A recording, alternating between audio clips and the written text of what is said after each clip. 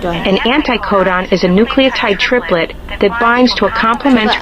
Antikodon adalah nukleotid triplet yang menempel untuk melengkapi kodon pada mRNA. Jadi ini nanti digunakan untuk bergabung dengan kodon yang dibawa oleh mRNA. Entry codon of mRNA. The anticodon is essential in the tRNA because it allows the tRNA to be an adapter between the mRNA codons and the amino acids. Let's look at the last key component in translation, ribosomes. Ribosomal RNA, or rRNA, is a type of RNA molecule that is one of the components of a ribosome. Ribosomes are composed of rRNA and several proteins. Ribosomes facilitate the pairing of mRNA and tRNA and the synthesis of a polypeptide. Ya, oke.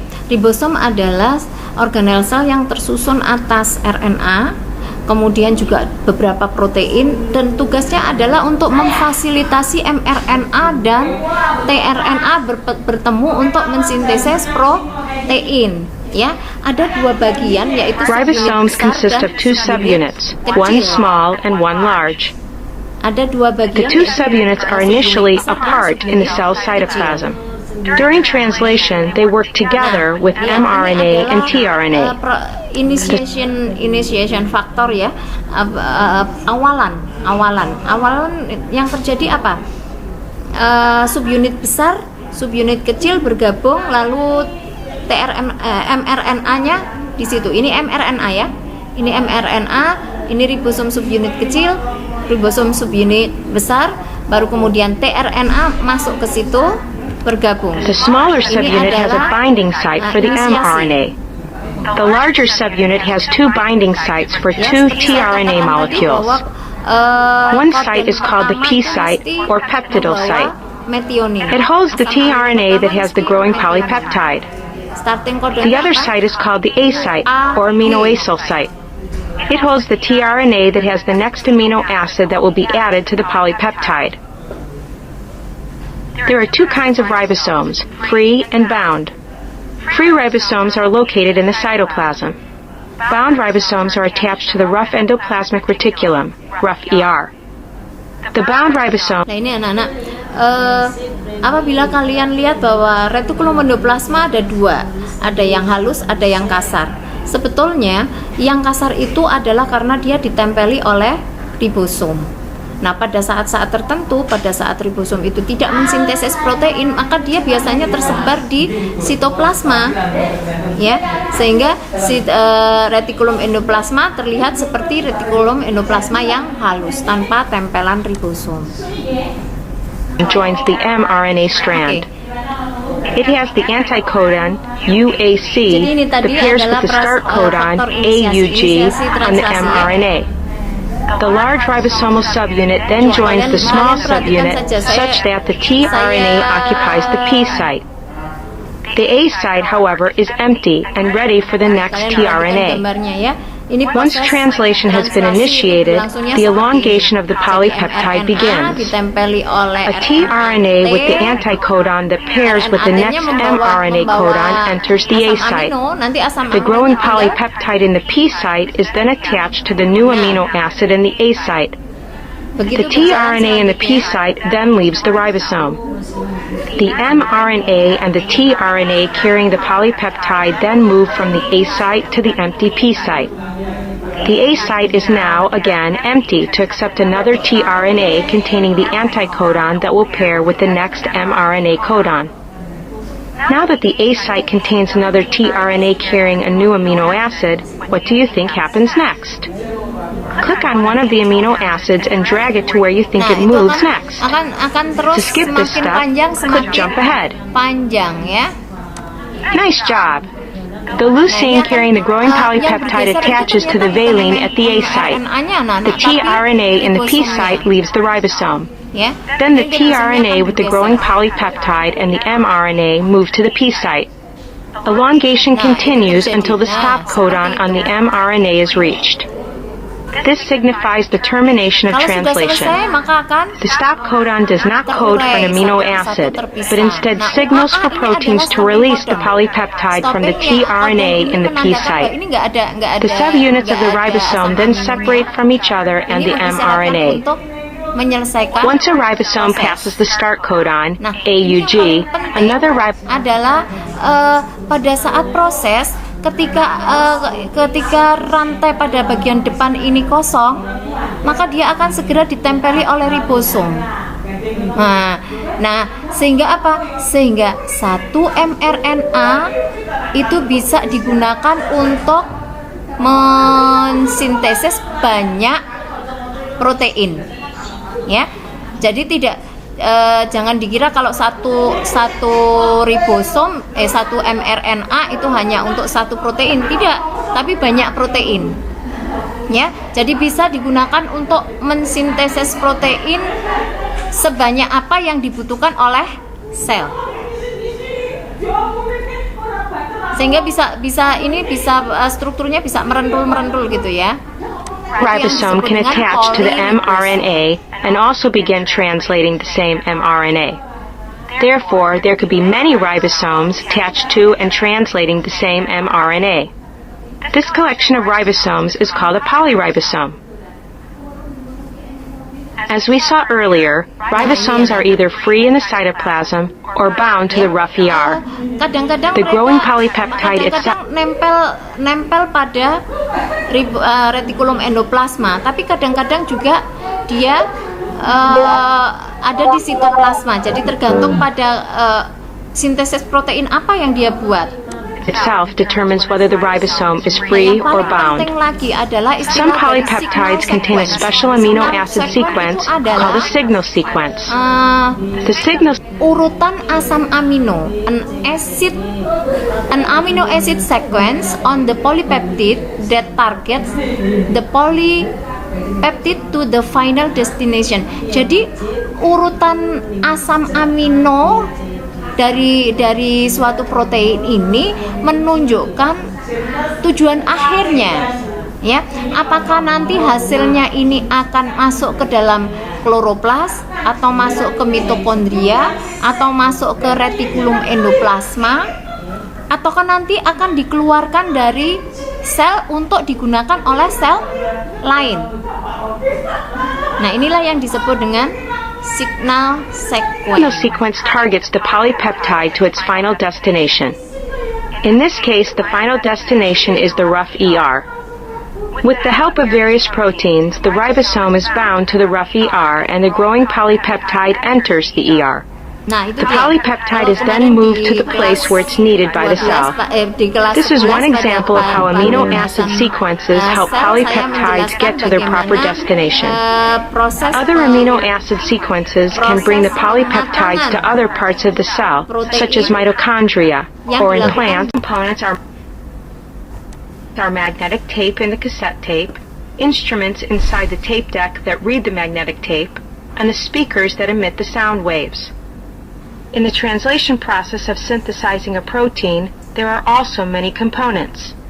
The key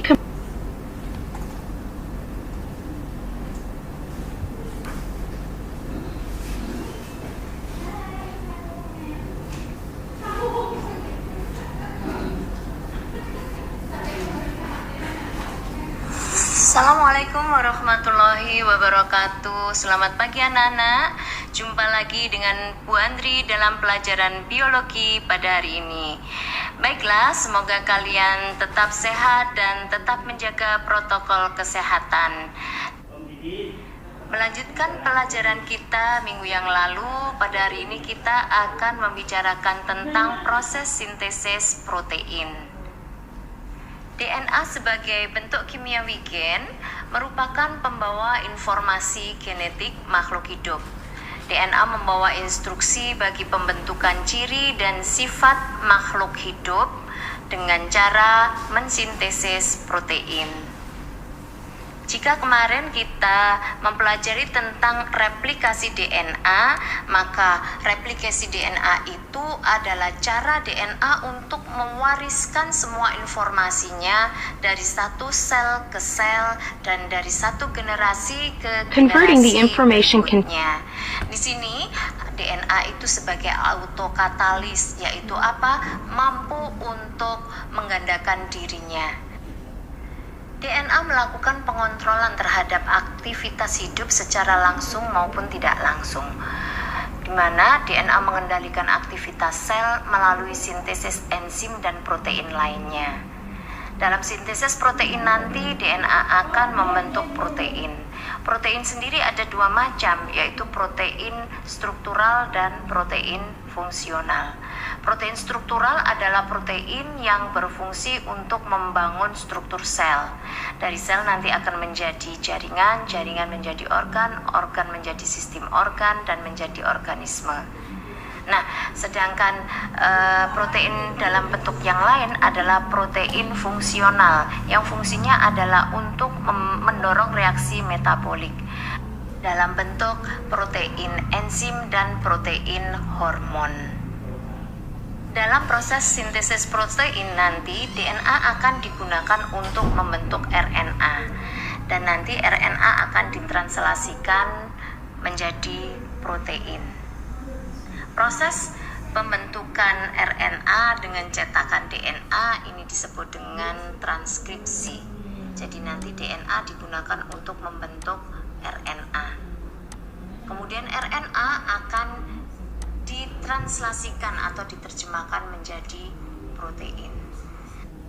Dalam sentra dogma biologi, DNA merupakan masternya yang digunakan untuk mencetak RNA. Dan tidak pernah ada penyusunan DNA dengan menggunakan cetakan RNA. Demikian pula RNA nanti akan ditranslasikan menjadi protein. Dan tidak pernah ada proses penyusunan RNA dengan menggunakan protein.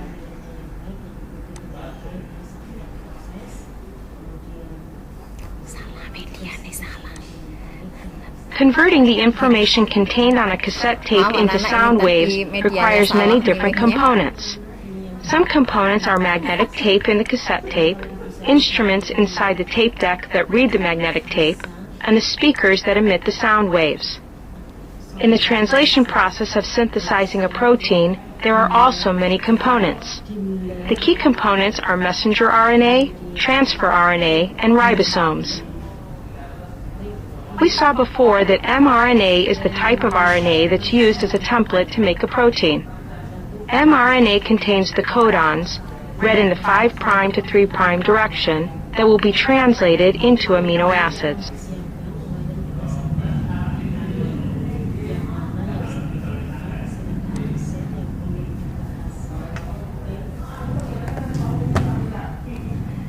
DNA and RNA are both nucleic acids, but they contain RNA is made with uracil bases in place of thymine bases. RNA is named for the type of both nucleic acids, but they contain. Baik, ini tadi penjelasan yang sebelumnya dijelaskan bahwa untuk sentra dogma biologi, DNA selalu digunakan untuk mencetak RNA.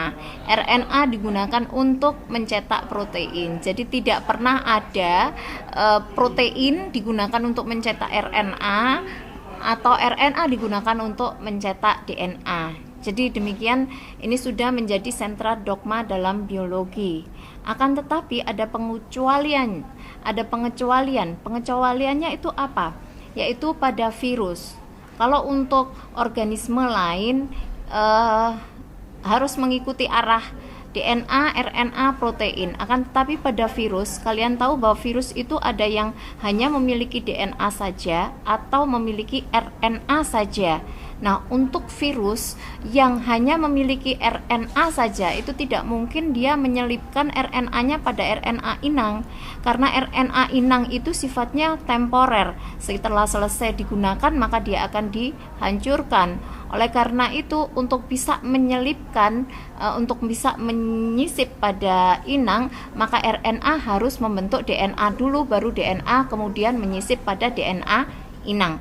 Oleh karena itu, untuk virus yang hanya memiliki RNA saja, maka dia sudah dilengkapi dengan protein enzim yang disebut dengan enzim transkriptase balik atau inverse transkriptase. Jadi nanti yang bisa mensintesis DNA dari RNA siapa? Hanya virus, ya. Hanya virus, karena virus memiliki enzim RNA transkriptase balik, karena virus memiliki enzim transkriptase balik. Baik, kita lanjutkan pada perbandingan antara DNA dan RNA. are named for the type of sugars they dengan can. cepat saja, apa bedanya DNA dengan RNA? DNA singkatan dari deoksiribonukleik acid, sedangkan RNA tersingkatan dari ribonukleik acid. Bedanya pada apa? Pada gulanya, gula ribosanya. Kalau gula pada RNA itu adalah gula ribosa, maka pada DNA gula deoksiribosa. D berarti kurang, oksi berarti oksigen, berarti pada DNA itu gulanya kekurangan satu atom O. Kalian lihat di sini. Di sini OH dan H, di sini OH, OH. Kemudian perbedaan yang lain apa? DNA is made with deoxyribose sugars. RNA is made with ribose sugars. Perbedaan lainnya adalah pada basa nitrogennya. Timin ini adalah basa pirimidin. Basa pirimidin pada DNA itu terdiri dari timin dan sitosin. Akan tetapi RNA basa pirimidinnya terdiri dari urasil dan sitosin. Dia tidak punya timin. RNA tidak punya timin, sehingga nanti T akan diganti dengan U. Timin diganti dengan urasil. RNA uses uracil bases in place of thymine base. Strand of DNA is used as a guide for determining the sequence of the synthesized bases. Cytosine pairs with guanine and uracil pairs with adenine. A piece of RNA is complementary to its DNA template. Ya, sama seperti proses replikasi kemarin. Kalau replikasi DNA kemudian membentuk DNA, akan tetapi kalau proses transkripsi DNA digunakan sebagai cetakan untuk membentuk RNA. Kalau kemarin kita proses replikasi G pasangannya C, A pasangannya T. Tapi karena di sini yang dibentuk adalah RNA, maka G pasangannya C, A pasangannya U. Awas, hati-hati, RNA tidak punya timin, tapi punyanya urasil, sehingga nanti semua timin akan digantikan oleh urasil. A, U, C, G, T. Nah, T kalau ini kan karena memang DNA ya tetap T, pasangannya A, tetap G, C, A, U. Oke. Baik anak-anak, apa bisa diikuti penjelasan saya? Tolong responnya. Agak kecepatan, Bu. Agak kecepatan. Oke. Yeah. Bismillahirrahmanirrahim. Enggak apa-apa ya. Saya itu sebetulnya sudah melek malam sampai dari jam 11 sampai pagi sampai mau bikin media seperti biasanya itu, tapi karena saya enggak fokus pikirannya enggak jadi sampai pagi. Oleh karena itu saya akan usahakan untuk membuat media ya.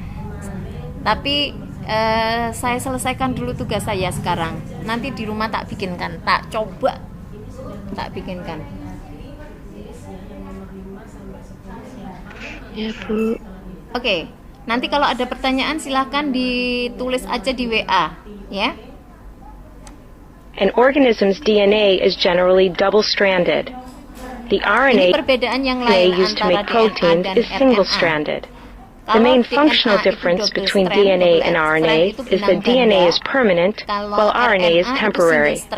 When one of Patrick's tapes is destroyed, He tunggal. states is that DNA is permanent, proteins is Perbedaan single-stranded. yang lain adalah The main functional kalau DNA difference ini between sifatnya DNA and permanen. RNA is Seperti that saya DNA is jelaskan permanent, tadi, DNA while RNA itu is permanen temporary. dan tetap ada When one of di dalam inti. Dia tidak pernah keluar dari inti. Organel lain yang memiliki DNA sendiri adalah mitokondria dan kloroplas. Sehingga kloroplas dan mitokondria itu bisa melakukan replikasi sendiri, bisa membelah diri menjadi banyak. Itu mitokondria dan kloroplas. Kemudian berarti DNA bisa ditemukan di dalam inti, di dalam mitokondria, dan di dalam kloroplas. Tetapi kalau RNA bisa ditemukan di mana? Bisa ditemukan di inti, bisa ditemukan di sitoplasma, bisa di kloroplas, bisa di mitokondria. Jadi RNA ini lebih luas penyebarannya. Nah, bedanya apa? RNA ini adalah perangkat untuk sintesis protein. Ketika sintesis protein selesai, maka RNA bisa dibongkar. One of Patrick's tapes is destroyed, he simply makes another copy. However, if the original CD is destroyed, the songs are lost. Destroyed, he simply makes another copy. Nah. However, if the original CD is destroyed, the songs are lost forever. Nah, seperti tadi ilustrasi pada He simply makes ada another CD, copy. ada kaset, However, ada musik yang kita dengarkan. DNA itu adalah masternya, kemudian kopiannya adalah RNA. Kemudian RNA ini bisa kita nikmati, bisa kita dengarkan apabila kita masukkan ke dalam player. Kalau dimasukkan ke dalam player, keluarlah musik dan kita bisa menikmatinya. Nah, kalau kasetnya rusak, enggak apa-apa, masternya masih ada. Ya, kalau kasetnya rusak, if the original CD is enggak destroyed, apa-apa. Masternya masih ada. Akan tetapi kalau yang rusak masternya, nah itulah yang terjadi pada peristiwa mutasi. Kalau mutasi itu yang terjadi kerusakan pasti DNA. Kalau mutasi terjadi kerusakan pada RNA, enggak apa-apa. RNA rusak ya wis ben wae rusak, nanti dibentuk lagi. Kan masih ada masternya begitu. Tapi kalau masternya yang rusak, maka ini yang dinamakan peristiwa mutasi genetik. the songs are lost forever. Just as Patrick's CD collection is his library of music, an organism's DNA is its library of information. A cell uses its DNA to make temporary copies of the information as RNA. Okay? If the RNA copies are damaged or more are needed, the cell makes more copies. Ya. Different cells make different sets of RNAs, depending on which proteins they need. No matter what happens to the RNA, the original information is still available in the DNA. While there's only one type of DNA, there are three types of RNA, distinguished primarily by function. The RNA that's used as the template to make a protein is called messenger RNA, or mRNA. mRNA is used as the template for translation. Transfer RNA, or tRNA, and ribosomal RNA, or rRNA, are also used in translation. For the rest of this activity, we'll focus on RNA, or Ya, ini dia. Berarti nanti kita ada yang disebut dengan mRNA, tRNA, dan rRNA. Ini adalah bermacam-macam RNA ya. Mari kita lanjutkan dulu saja. or rRNA, are also used in translation. For the rest of this activity, we'll focus on how mRNA is Kalau synthesized. kalian mau membaca, tentu nanti nyambung dengan apa penjelasan saya. Tapi kalau kalian belum baca, nanti memang agak ketinggalan, agak keteteran ya.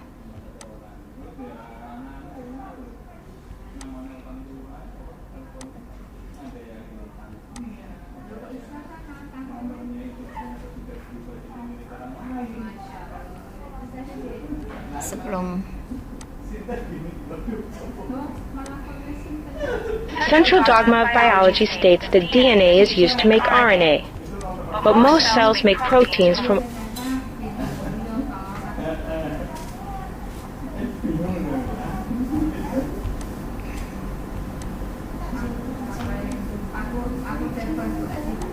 DNA and RNA are both nucleic acids.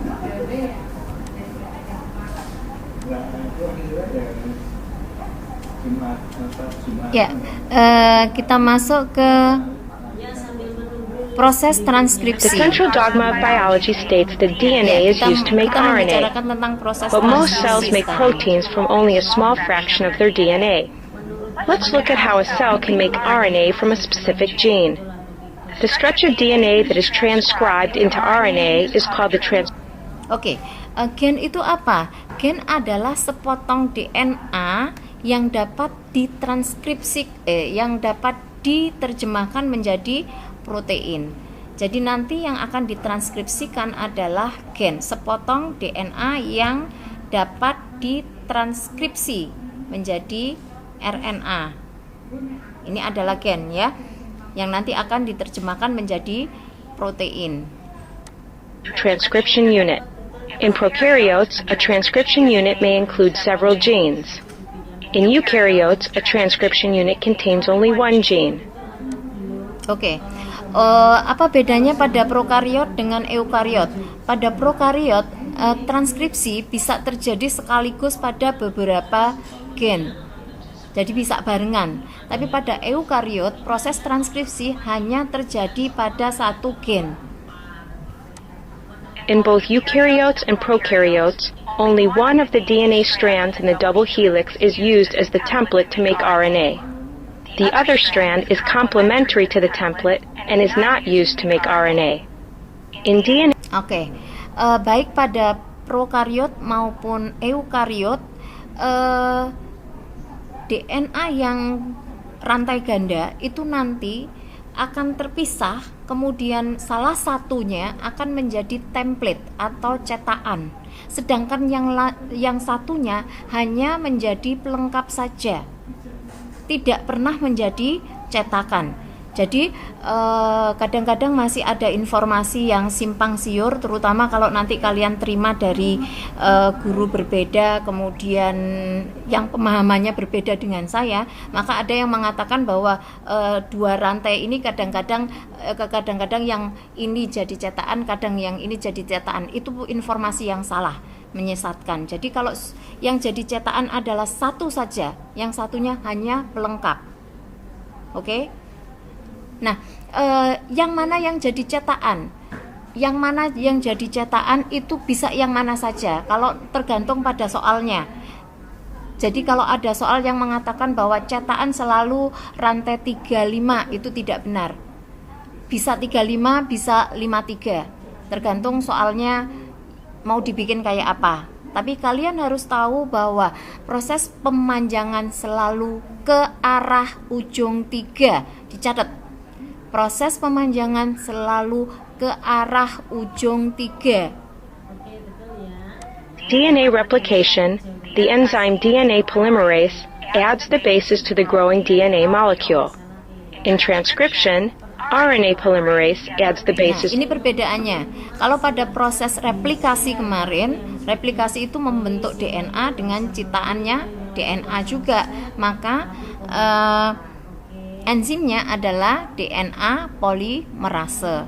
Tapi pada proses transkripsi adalah proses mencetak RNA dari membuat RNA dari cetakannya adalah DNA.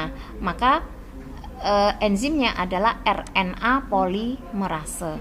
Tapi yang sama di sini apa? Yang sama adalah proses pemanjangan selalu ke arah ujung 3. Selalu ke arah ujung 3. To the growing RNA molecule. Cetakannya 5, Just 3. like DNA polymerase, RNA polymerase adds nucleotides to the 3' end of the growing molecule. Ya. Therefore, the RNA molecule grows in the 5' to 3' direction, Ini dia panah which is merah, jelas sekali ya, bahwa arahnya selalu ke ujung 3, ke arah 5, 3. Proses pemanjangan selalu ke arah 5, 3. 3' to 5' along the DNA strand. Prokaryotes use one type of RNA polymerase to synthesize all 3 types of RNA. Eukaryotes use different types of RNA polymerase to synthesize different types of RNA. Oke. RNA Kalau pada prokaryotik RNA polimerase atau enzim untuk transkripsi ini bisa dipakai oleh gen yang mana saja, jadi hanya satu macam. Tapi kalau eukariot itu RNA polimerasenya ada macam-macam, jadi tidak bisa dipakai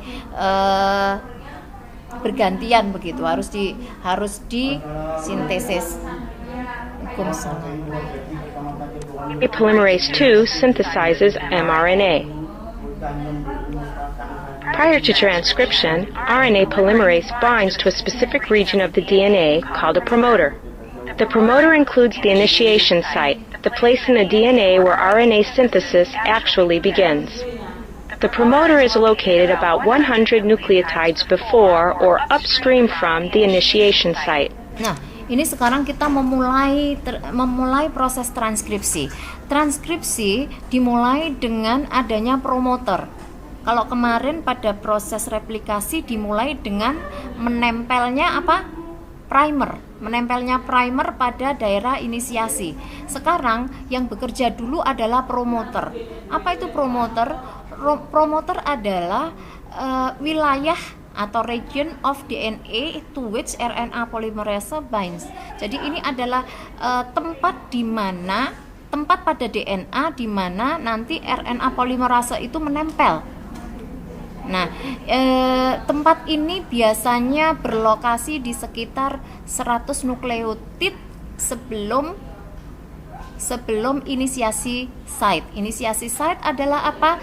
Titik awal dimulainya proses sintesis RNA.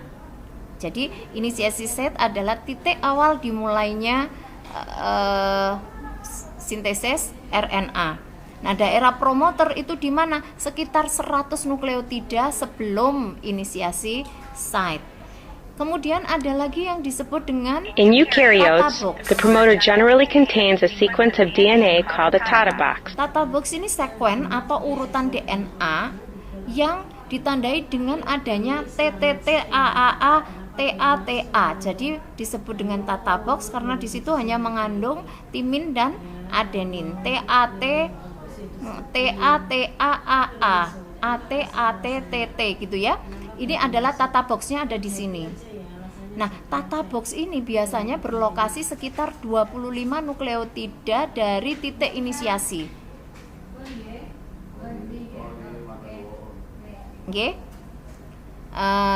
Oke, lanjut ya.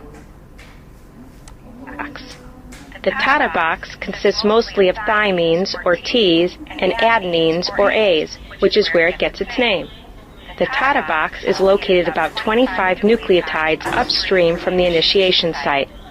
RNA polymerase doesn't recognize the Tata box on its own.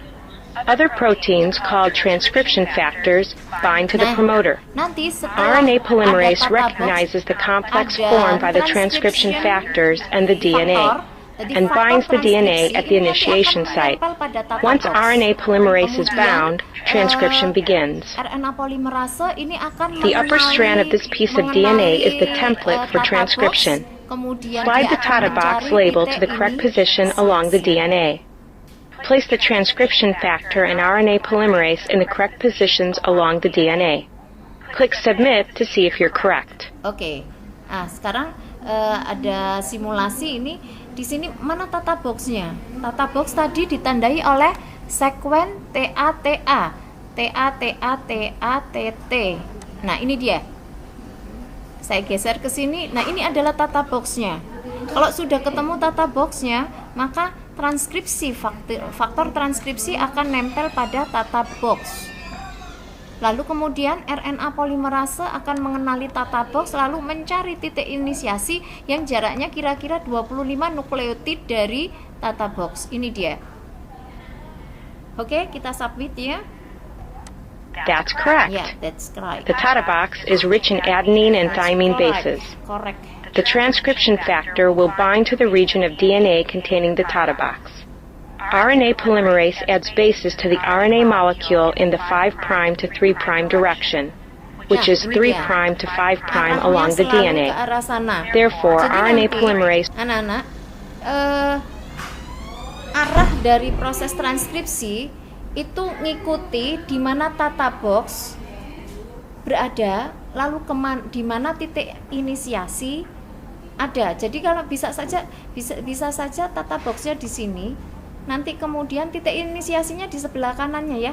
Ini kan tata box di sebelah kanan, titik inisiasinya di sebelah kiri. Kalau demikian yang menjadi cetakan yang mana coba? Yang jadi cetakan ini yang 53 apa 35?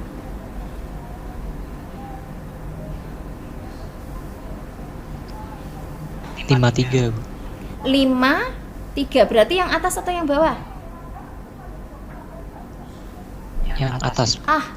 Thank you, pinter banget, betul ya, karena nanti yang dicetak adalah yang arahnya ke arah ini, dari ke arah 53, berarti cetakannya di atas. Nah, yang dijadikan cetakan itu disebut dengan rantai template. Kemudian yang di bawahnya berarti yang tidak dicetak, berarti rantai non template. Jadi ada rantai cetakan, ada rantai yang bukan cetakan. Nah, dalam buku ada istilah sense dan non-sense. Nah, sense itu adalah rantai non-template. Halo? Awas, ini di buku masih banyak yang salah, terutama buku yang diterbitkan oleh Erlangga. Ini kebalik. Kalau kalian kepengen cari yang benar, cari yang bukunya Campbell, yang terjemahan. Cari buku-buku terjemahan itu yang sudah benar, tapi buku yang dalam bahasa Indonesia masih salah.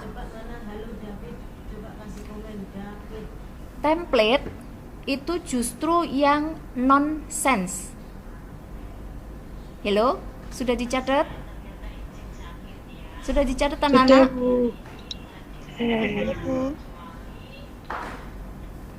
Bingung ya? Bingung karena sudah baca buku ya? Nggak apa-apa. Hello? Anak-anak bisa mendengarkan saya? Bisa, Bu. Paham ya? Kalau di buku ada sen dan non-sen.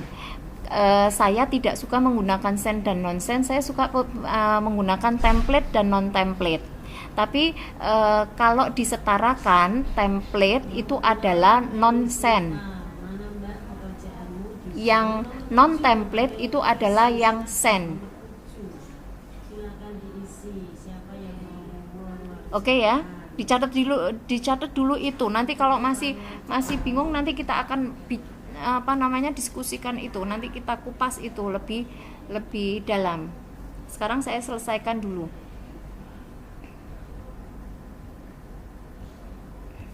Race will bind to the left of the transcription factor in this diagram.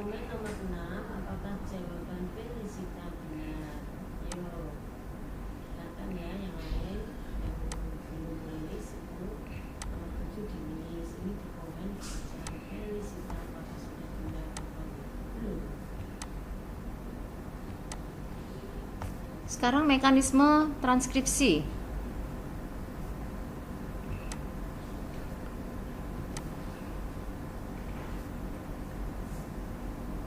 Once RNA polymerase is bound to the DNA, transcription begins. RNA polymerase moves along the DNA and unwinds one turn of the double helix at a time.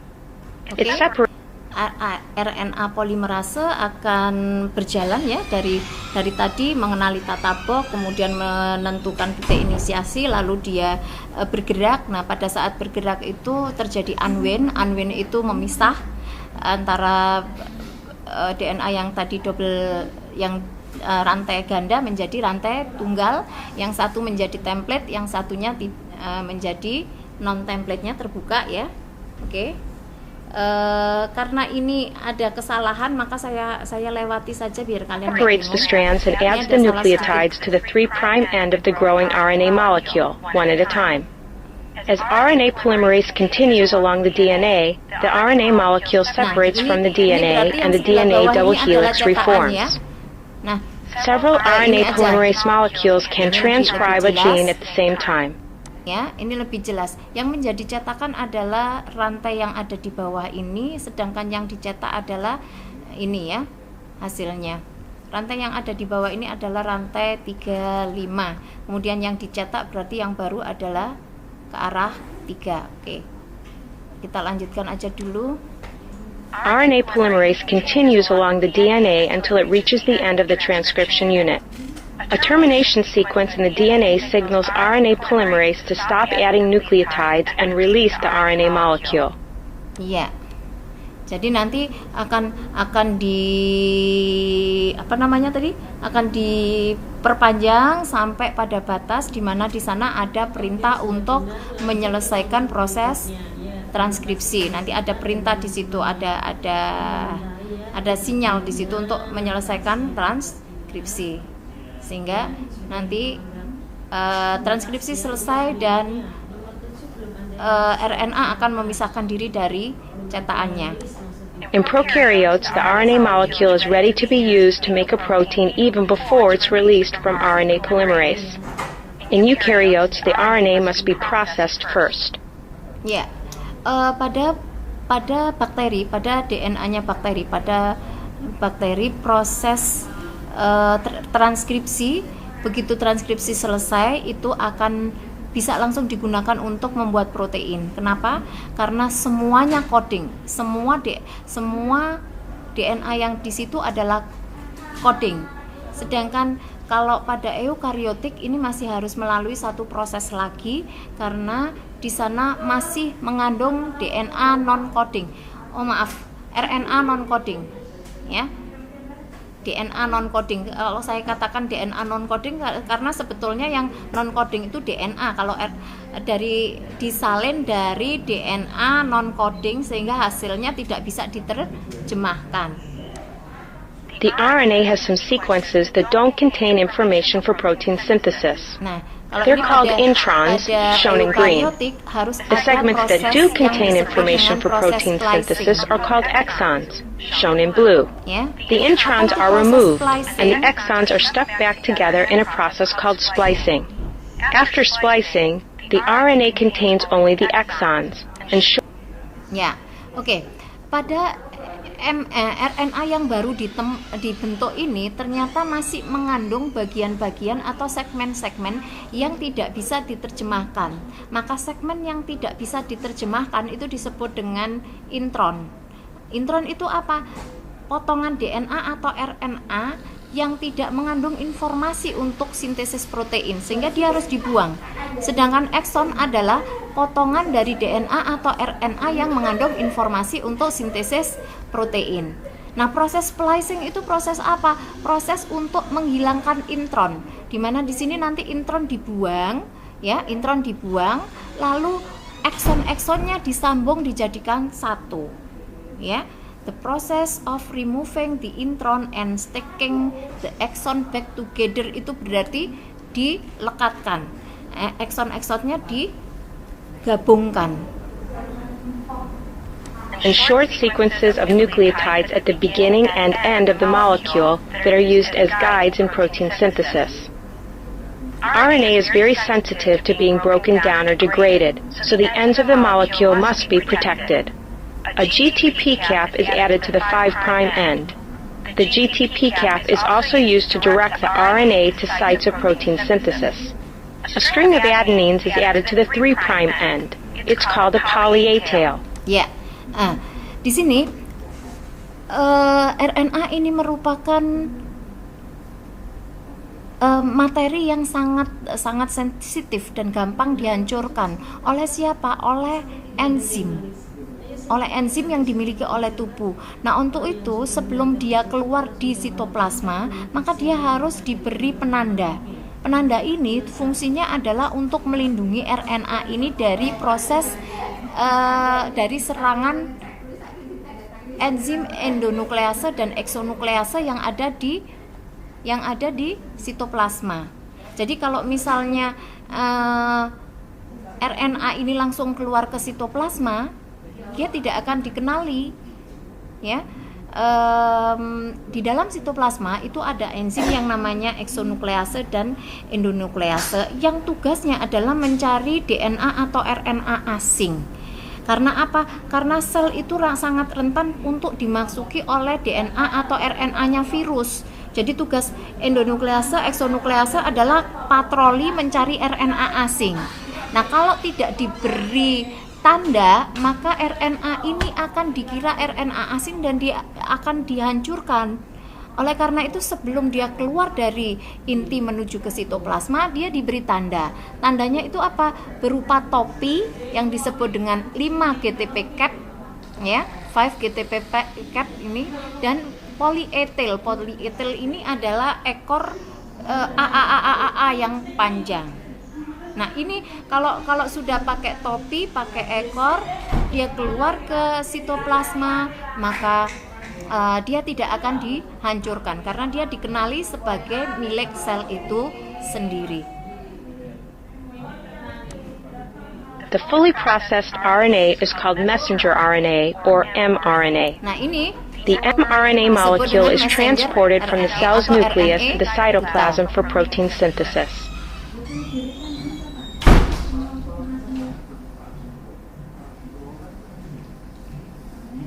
Oke, kita lanjutkan ke proses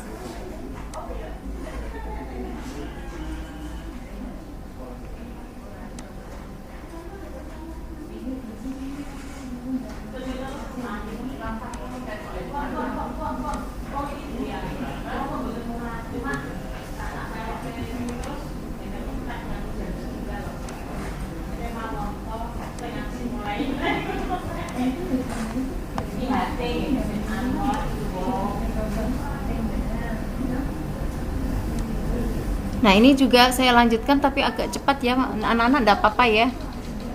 In cassette tapes, information on the magnetic tape codes from RNA itu mengandung amino kodon, acids. anak-anak. Mengandung But there are kodon. Kodon itu apa? Kodon itu kode genetik. Nah, kode genetik itu disusun triplet. Kenapa kok triplet? Karena asam amino itu jumlahnya 20. Kemudian basa nitrogen itu ada 4.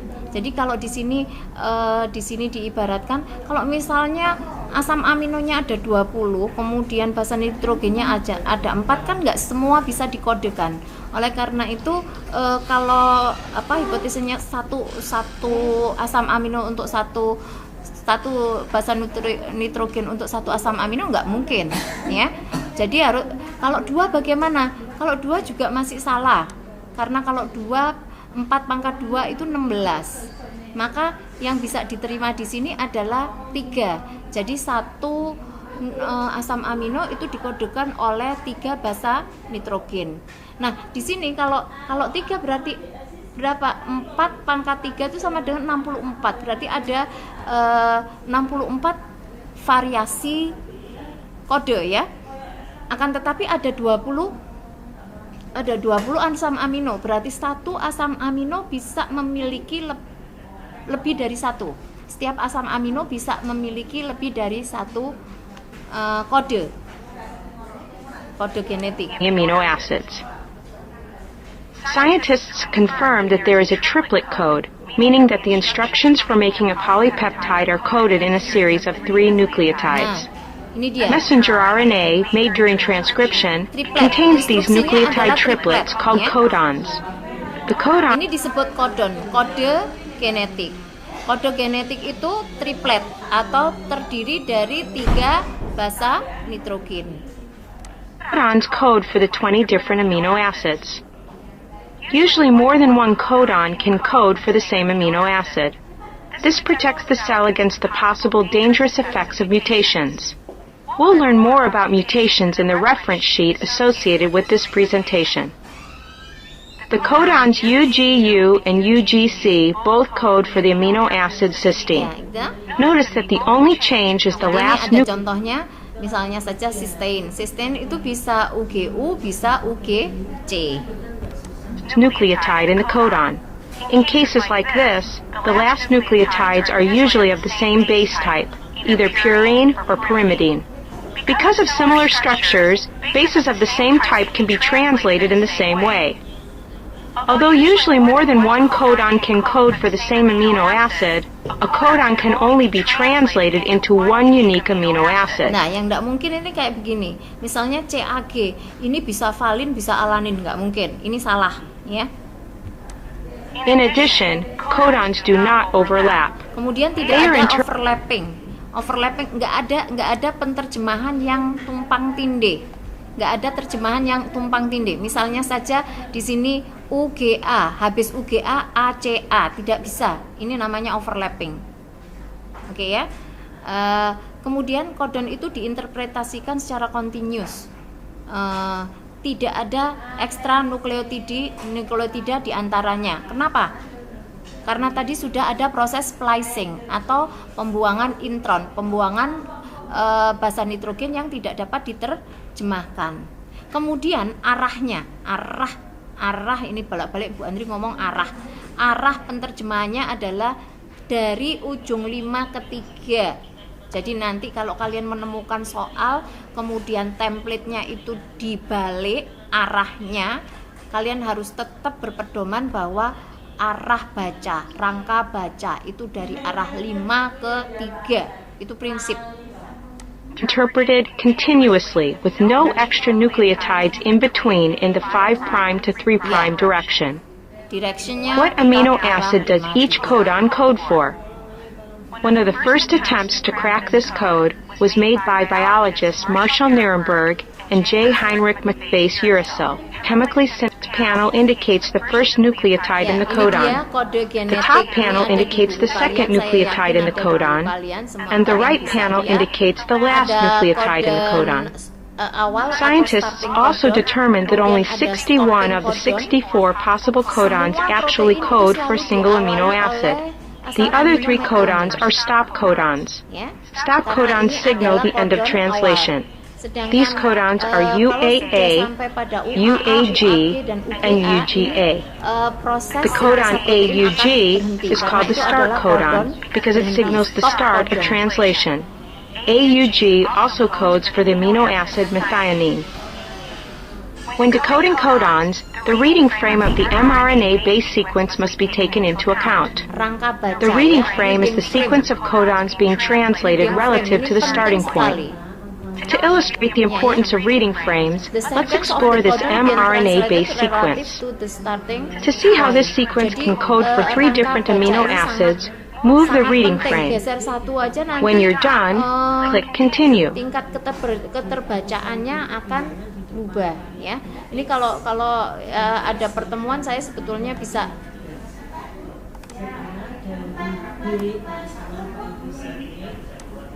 Reading frames are important because if the nucleotide sequences are not read in the right way, the resulting polypeptide may not be functional. You'll see how this happens in the reference sheet associated with this presentation. Itu akan rusak, tidak dapat fungsional, tidak dapat berfungsi.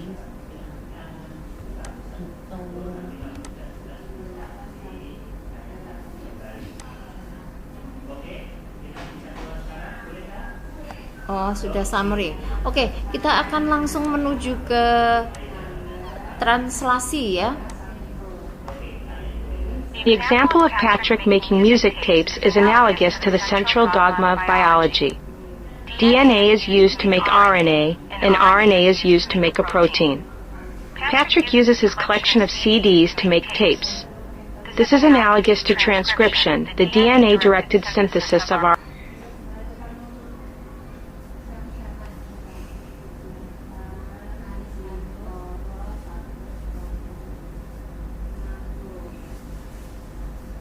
In cassette tapes, information on the magnetic tape code for possible amino acids. Code for the 20 gen contains these nucleotide triplets called codons.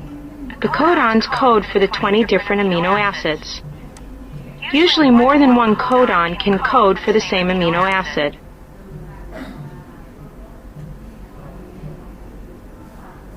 Komponen of translation ini komponen-komponen yang dibutuhkan dalam proses translasi.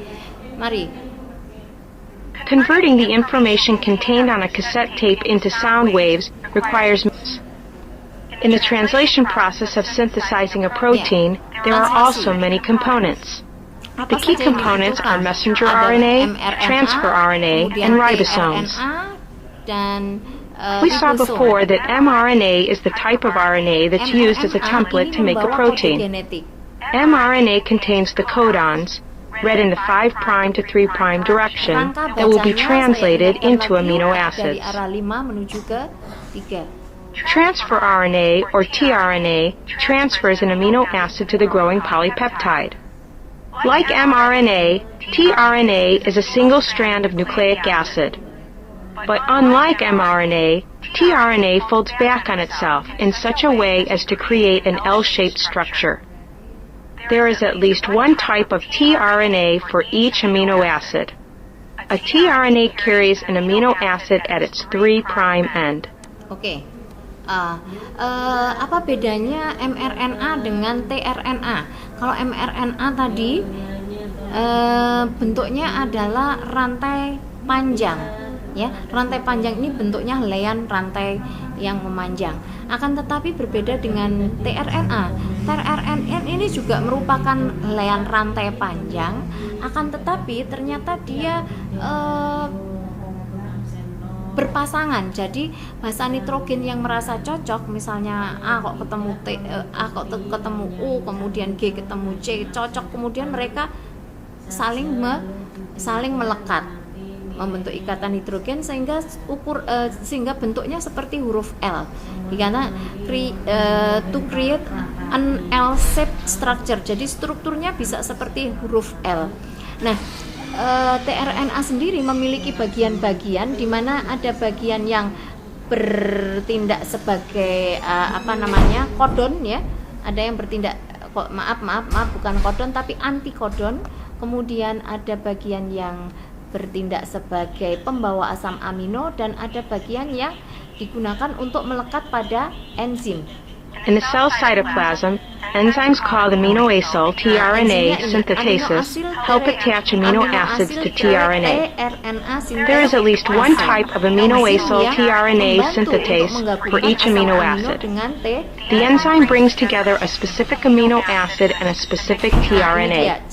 The amino acid becomes covalently attached to the 3' end of the tRNA molecule. Ini adalah bagian yang membawa The opposite end of the tRNA molecule contains an anticodon. An anticodon is a nucleotide triplet that binds to a complementary. Antikodon adalah nukleotid triplet yang menempel untuk melengkapi kodon pada mRNA. Jadi ini nanti digunakan untuk bergabung dengan kodon yang dibawa oleh mRNA. Entry codon of mRNA.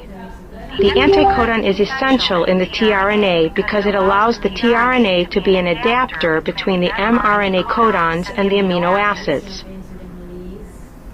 Let's look at the last key component in translation, ribosomes. Ribosomal RNA, or rRNA, is a type of RNA molecule that is one of the components of a ribosome. Ribosomes are composed of rRNA and several proteins. Ribosomes facilitate the pairing of mRNA and tRNA and the synthesis of a polypeptide. Ya, oke.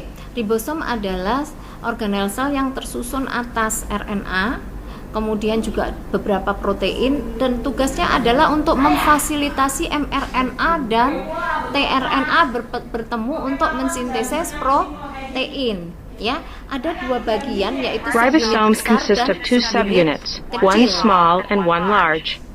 Ada dua bagian. The two subunits are initially apart in the cell cytoplasm. During translation, they work together with mRNA and tRNA. Initiation factor, ya. Awalan yang terjadi apa?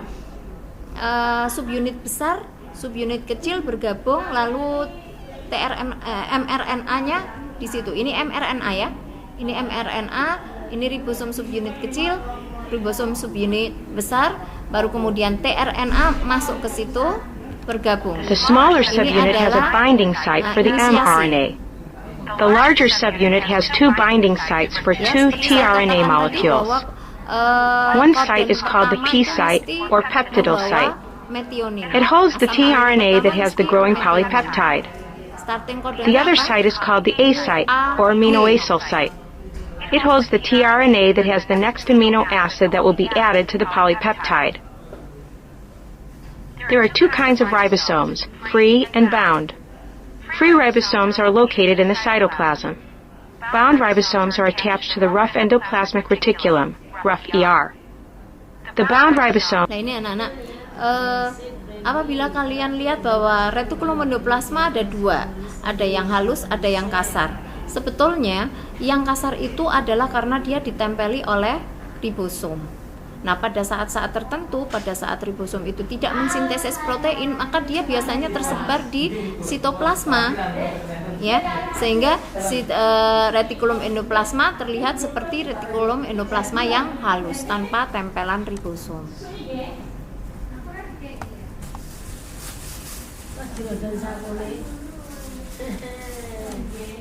Sekedhik mawon Bu, lah sing kalau ini mboten kebagian lah iki benerane enten-enten. Bu, mboten kembalian. Nanti mawon. Lho, sakno sih. Jarang anu, nanti atau saking. Oh, iya. Yang saya ya.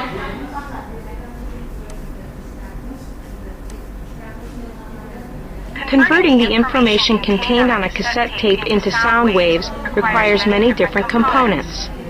Some components are magnetic tape in the Ya, sekarang kita masuk ke mekanisme translasi. Saya berkali-kali minta maaf anak-anak kalau Now that we know the key tidak components of translation, let's see how they translate the genetic information contained in mRNA lihat ini to a ada protein. peringatan untuk menghentikan The initiation of presentasi. translation is composed of the following steps. Ini In dipersiapkan eukaryotes, the mRNA travels from the nucleus through the nuclear pores to the cytoplasm. In prokaryotes, which do not have a nucleus, the mRNA is already located in the cytoplasm. In the cytoplasm, mRNA joins with the small ribosomal subunit. Maaf, A tRNA carrying a special form of methionine joins the mRNA strand. It has the anticodon UAC that pairs with the start codon AUG on the mRNA. The large ribosomal subunit then joins the small subunit such that the tRNA occupies the P site. The A site, however, is empty and ready for the next kalian perhatikan tRNA. gambarnya ya. Ini Once proses translation has been translasi initiated, berlangsungnya the seperti elongation ini. of the Jadi polypeptide mRNA begins. ditempeli oleh A tRNA with the anticodon that pairs with the next mRNA codon enters the A site. The growing polypeptide in the P site is then attached to the new amino acid in the A site. The tRNA in the P site then leaves the ribosome. The mRNA and the tRNA carrying the polypeptide then move from the A site to the empty P site. The A site is now, again, empty to accept another tRNA containing the anticodon that will pair with the next mRNA codon. Now that the A site contains another tRNA carrying a new amino acid, what do you think happens next? Click on one of the amino acids and drag it to where you think it moves next. akan terus To skip this semakin step, panjang click jump ahead. panjang ya. Nice job! The leucine carrying the growing polypeptide attaches to the valine at the A site. The tRNA in the P site leaves the ribosome. Ya. Then the tRNA with the growing polypeptide and the mRNA move to the P site. Elongation continues until the stop codon on the mRNA is reached. This signifies the termination of Kalau sudah translation. selesai, maka akan The stop codon does not code for an amino acid, but instead signals for proteins to release the polypeptide from the tRNA in the P site. The subunits of the ribosome then separate from each other and the mRNA. Once a ribosome passes the start codon, AUG, another ribosome adalah pada saat proses ketika rantai pada bagian depan ini kosong, maka dia akan segera ditempeli oleh ribosom. Nah, sehingga apa? Sehingga satu mRNA itu bisa digunakan untuk mensintesis banyak protein. Ya. Jadi jangan dikira kalau satu ribosom satu mRNA itu hanya untuk satu protein, tidak, tapi banyak protein. Ya, jadi bisa digunakan untuk mensintesis protein sebanyak apa yang dibutuhkan oleh sel. Sehingga bisa strukturnya bisa merentul gitu ya. Ribosome can attach to the mRNA and also begin translating the same mRNA. Therefore, there could be many ribosomes attached to and translating the same mRNA. This collection of ribosomes is called a polyribosome. As we saw earlier, ribosomes are either free in the cytoplasm or bound to the rough ER. Kadang-kadang The growing mereka polypeptide itself nempel pada retikulum endoplasma, tapi kadang-kadang juga dia ada di sitoplasma. Jadi tergantung pada sintesis protein apa yang dia buat. itself determines whether the ribosome is free or bound. Some polypeptides contain a special amino acid sequence called a signal sequence. The signal Urutan asam amino, an amino acid sequence on the polypeptide that targets the polypeptide to the final destination. Jadi urutan asam amino dari suatu protein ini menunjukkan tujuan akhirnya, ya. Apakah nanti hasilnya ini akan masuk ke dalam kloroplas atau masuk ke mitokondria atau masuk ke retikulum endoplasma, ataukah nanti akan dikeluarkan dari sel untuk digunakan oleh sel lain. Nah, inilah yang disebut dengan signal signal sequence. sequence targets the polypeptide to its final destination. In this case, the final destination is the rough ER. With the help of various proteins, the ribosome is bound to the rough ER and the growing polypeptide enters the ER. Nah, itu The dia. polypeptide is Kalau then kemarin moved di to the place kelas where it's needed by the 12, cell. di kelas This is 11 one example of how pada amino pembahasan, acid sequences help sel, polypeptides saya get to their proper menjelaskan destination. bagaimana, proses Other amino acid sequences can bring the polypeptides to other parts of the cell, such as mitochondria, yang or in dilakukan plants, di, chloroplasts.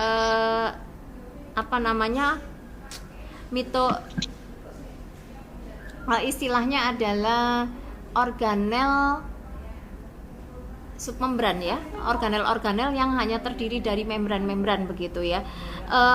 Dari bagaimana nanti hasil dari proses protein yang dihasilkan nanti masuk ke retikulum endoplasma, dari retikulum endoplasma masuk ke badan Golgi, dari badan Golgi dikemas di dalam lisosom, baru kemudian akan diantarkan kemana. Oke?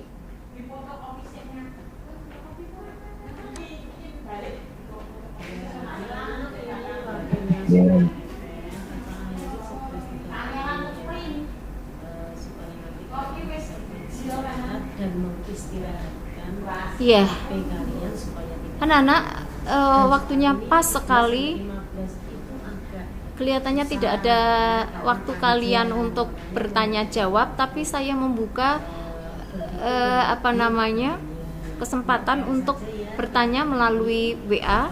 Kemudian saya akan berusaha untuk membuatkan media pada kalian, ya.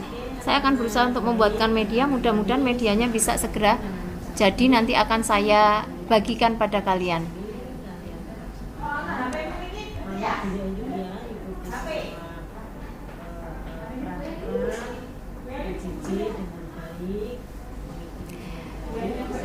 Baik, sampai di sini. Terima kasih atas perhatiannya. Silakan bertanya sebanyak-banyaknya dan jangan hanya pasif saja. Tolong kalian bertanya. Oke? Terima kasih. Assalamualaikum warahmatullahi wabarakatuh.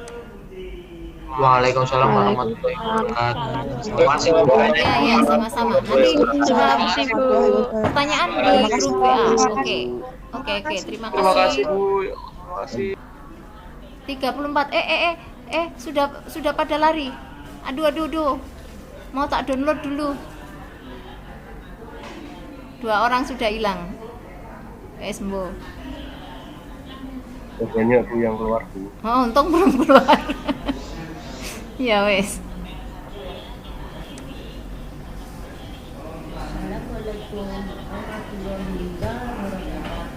Waalaikumsalam warahmatullahi wabarakatuh.